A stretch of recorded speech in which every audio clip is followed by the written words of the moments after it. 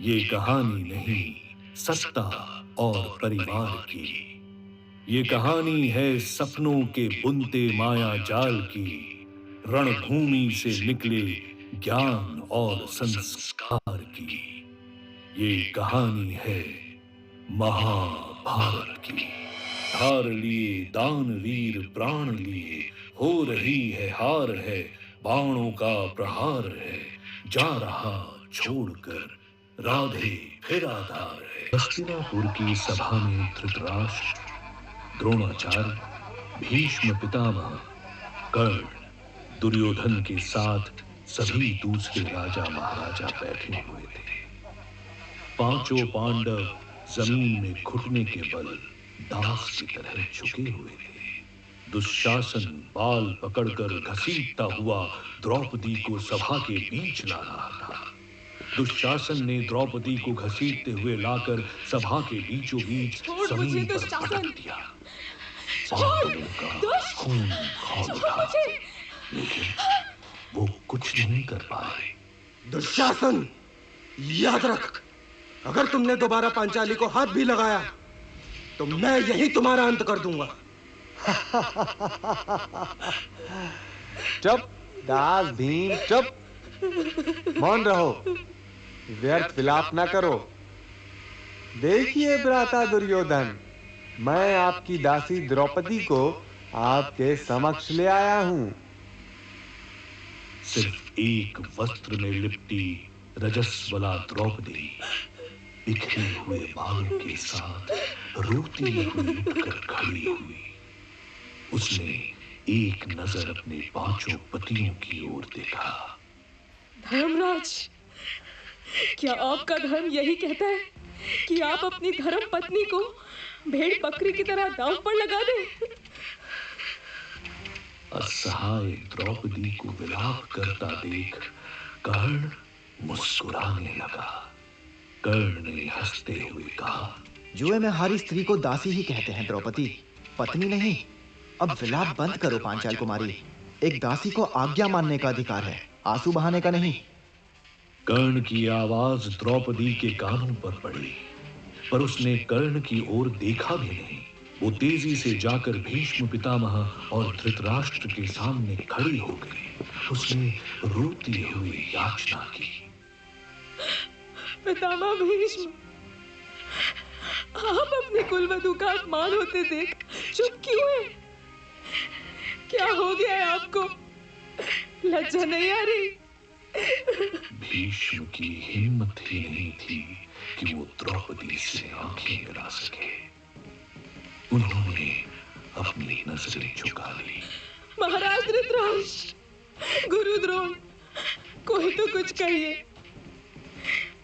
मैं आप सबसे पूछना चाहती हूँ, जब धर्मराज युधिष्ठिर खुद को जुए में हार चुके थे, तो मुझे किस हक से उन्होंने दांव पर लगा दिया? और इतना कुछ होने के बाद भी आप सब शांत और मौन क्यों है?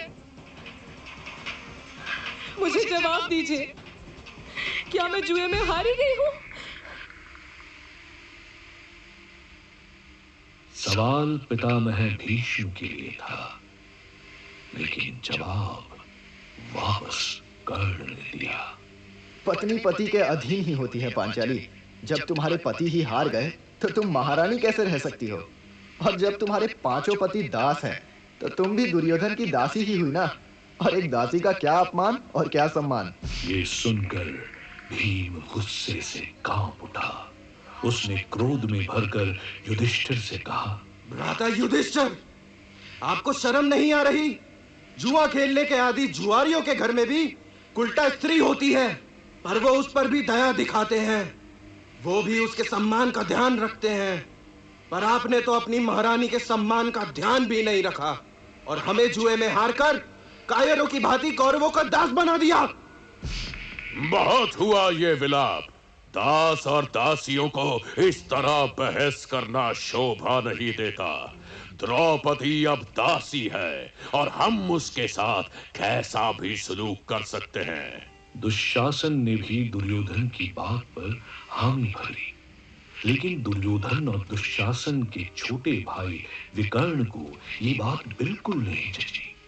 इधर रोती बिलखती द्रौपदी घूम घूम कर सबसे मदद की याचिका लगा रही थी, पर किसी ने ना ही उसके प्रश्नों का जवाब दिया और ना ही उसकी मदद की। द्रौपदी बार बार अपने अस्तित्व को लेकर सवाल उठा रही है। आप सब इतने ज्ञानी होने के बाद भी उनके सवालों का जवाब क्यों नहीं देते? द्रौपदी एक दासी कैसे हो सकती है? विकर्ण के बार बार पूछने और भीम के नाराज होने पर कर्ण ने एक बार फिर अपनी ओर से पूरी सभा को संबोधित करते हुए तेज आवाज में कहा, युधिष्ठिर ने जुए में पहले द्रौपदी को हारा या खुद को हारने के बाद द्रौपदी को दांव पर लगाया? ये सब तो बेकार की बातें हैं। सोच कर देखिए, युधिष्ठिर जिसने अपना सर्वस्व दांव पर लगा दिया, क्या द्रौपदी उसके सर्वस्व का हिस्सा नहीं है? एक पत्नी पति के अधीन होती है। पति हार गया तो पत्नी स्वतंत्र कैसे हो सकती है? और आप सब जो बार बार पूछ रहे हैं कि एक रजस्वला और एक वस्त्र द्रौपदी जो इस राजकुल की राजवधु है, उसे अधर्म पूर्वक सभा में क्यों लाया गया, तो इसका जवाब भी मेरे पास है। मेरी बात ध्यान से सुन लो। इतना कहते ही कर्ण ने एक बार दुर्योधन की तरफ देखा। दुर्योधन ने इशारे से कर्ण को अनुमति दे दी और कर्ण ने अपना मत सबके सामने रखा। द्रौपदी की रोती हुई आंखें भी कर्ण की ओर ही थी।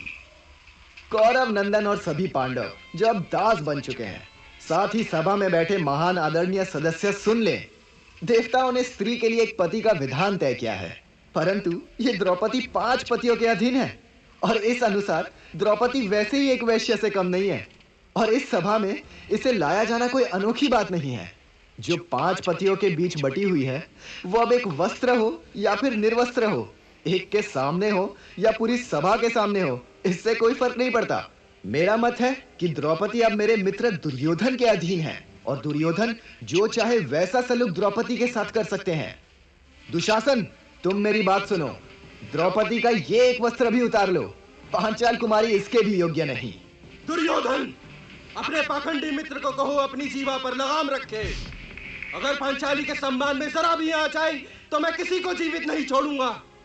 शांत हो जाओ भीम, शांत। एक दास को आवाज उठाने का हक नहीं है। देख क्या रहे हो दुशासन? मेरे मित्र कर्ण ने कहा है कि इस दासी का एक वस्त्र भी निकाल दो तो निकाल दो। किस बात की प्रतीक्षा कर रहे हो?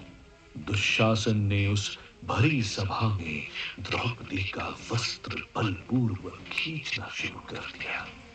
भीम रोकने को आतुर हुआ, पर उसे धर्मराज युधिष्ठिर ने रोक दिया। द्रौपदी जल्द समझ गई कि इस सभा में उसकी मदद करने वाला कोई नहीं था। भले ही वहां भारतवर्ष के महान और सबसे समृद्ध ताकतवर व्यक्ति बैठे हुए थे।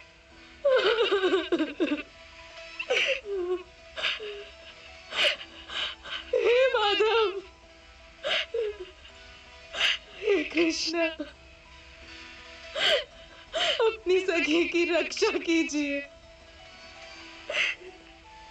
अब आपके अलावा द्रौपदी का कोई सहारा नहीं है। मुझे बचाइए प्रभु, मैं आपकी राह देख रही हूँ प्रभु।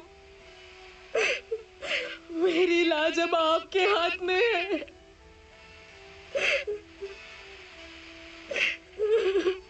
दुर्योधन, दुशासन, शकुनी सब द्रौपदी की दशा पर मुस्कुरा रहे थे और ऐसी ही मुस्कुराहट के साथ कर्ण भी द्रौपदी की ओर देख रहा था। द्रौपदी की आंखों से बहता आंसू कर्ण को भी सुकून दे रहा था। कर्ण को वो दिन याद आ गया जब कर्ण की दृष्टि में द्रौपदी ने उसका तिरस्कार किया था। द्रौपदी की दुर्दशा देख मुस्कुराता कर्ण बीती यादों के सफर में मानो डूब सा गया था। जहां एक सभा